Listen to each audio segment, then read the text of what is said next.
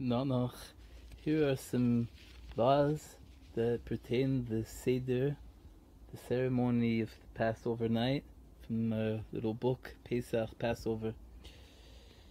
One should beautify the mitzvah and try to get good wine for the commandment, for the mitzvah of the 4 cups. To do beautifully with good wine.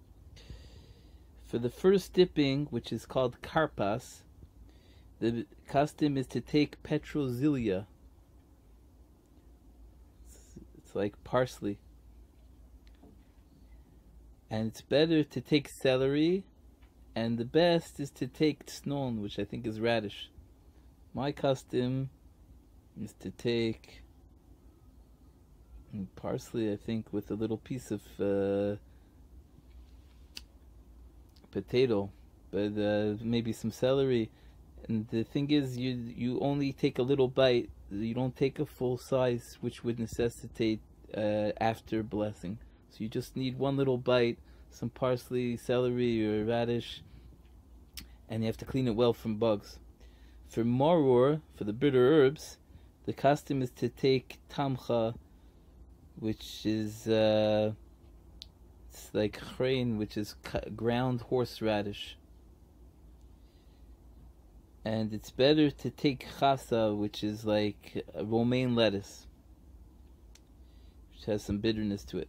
Charoses, which is what you dip the bitter herbs in to mitigate it somewhat, the charoses has to be thick, because it's in remembrance of the mortar that the Jews had to make for Egypt. And one should make it with fruits which the congregation of Israel is likened to, which are dates and walnuts and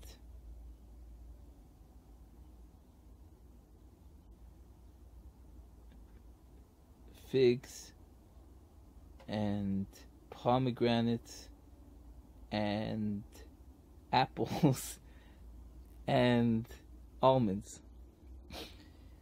Okay, now the cups of wine, the cups itself should be complete without any breakage, without any grooves. It should be complete cup, no broken cups, and they should hold in them at least a revius, an amount of 86 cubic centimeters. That's like one very, very, very large gulp. So figure on a few small gulps. That's how much the cup has to have. That's how much you have to drink in each 4 times. Now, when one drinks the cups and eats the matzah, one has to recline on his left side. And he should recline on pillows, preferably, or some type of cushion or something of the nature. Especially drinking the wine and eating the matzah. Just not when you eat the bitter herbs. That is not done reclining, because that is not, reclining is showing the monarchy, is showing we're like kings, free men, which is not what the bitter herbs is about. But other besides from when we're eating the bitter herbs, it's good to be reclining, and one needs to be reclining when he's drinking the wine and eating the matzah. When one makes the blessing on the matzah, he should eat right away without interruption and as fast as possible a kezayis, the amount of an olive of the matzah that he made the blessing on, and also a kezayis, the amount of an olive from the matzah that he split in 2 previously. 1/2 of that matzah he put away for the afikomen at the end of the seder, and the other half, now it's time to eat a kezayis. Now half of that matzah maybe is the kazayis. So you have to supplement it, especially if you're sharing it with other people. You take a bit of that and you supplement it with other matzah. Afterwards, when you get the korach, which is when we make the sandwich, one has to eat a kazayis of matzah, an olive size of matzah, and an olive size of maror together. Okay, so that's 3 kazayisim. Now, right away when he makes the blessing on the matzah, you have to make sure to eat that all without interruption as fast as possible. It's a kazayis, and the amount of an olive it says here is 27 grams.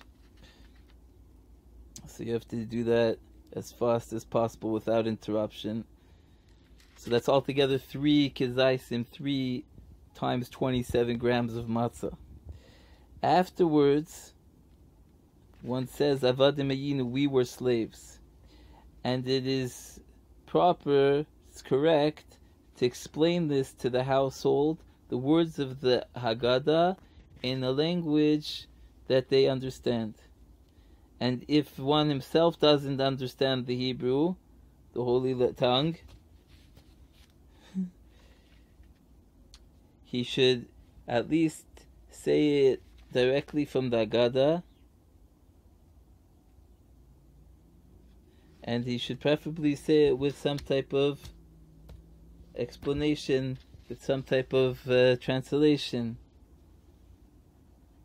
Especially the part where we say that Rabbi Gamliel would give this. Rabbi Gamliel said, whoever does not say these 3 things on Passover did not fulfill his obligation. And the 3 things he says are Pesach, Passover, which is referring to the sacrifice of that was brought, Matzah, Maror. So a person needs to understand when he's saying that these are the 3 things, Pesach, Matzah, Maror. He has to know when he's saying that. So pay attention. After the meal is finished, one eats the afikomen, the half of the matzah that he broke previously and they had hidden. Usually the kids steal it.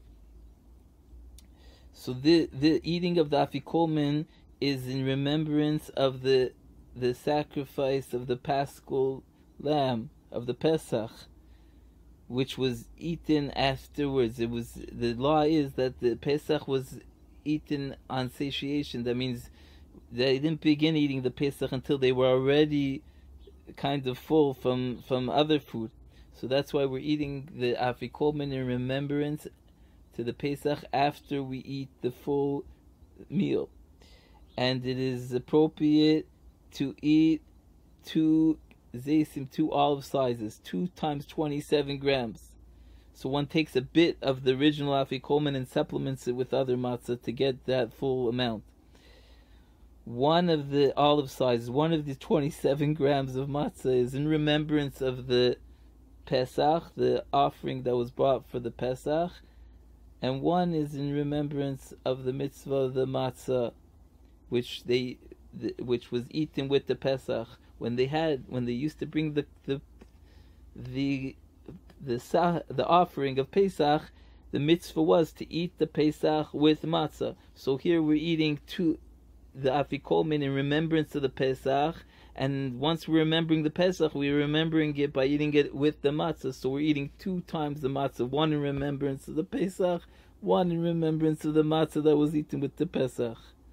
But at any rate, one should not do less than at least 1 zayis. It's not necessary completely to eat 2 times 2 zaysim, 2 olive sizes now, because the main thing is remembering the Pesach. But it's nice if you could eat 2 zaysim now, 2 olive sizes, 2 times 27. It is a mitzvah, it is a commandment, it's a good deed to relate the exodus of Egypt. And the more one relates, the more praiseworthy he is. And being that I just read it now from an old dean of yeshiva that I went to, and I thank God I had my exodus from the yeshivas, but he said a nice word, I will share it now, because all the commentaries are asking His name is Rabbi Tzvi Kushelevsky. He has a yeshiva in Har Nof. He hosted me for a few years in his basement before I knew about Nanach, those dark days. Anyhow, the commentaries are asking, every night there's a mitzvah, there's a commandment. Every day and every night we're commanded to remember going out of Egypt. So what is special about the mitzvah on Pesach to relate the going out of Egypt?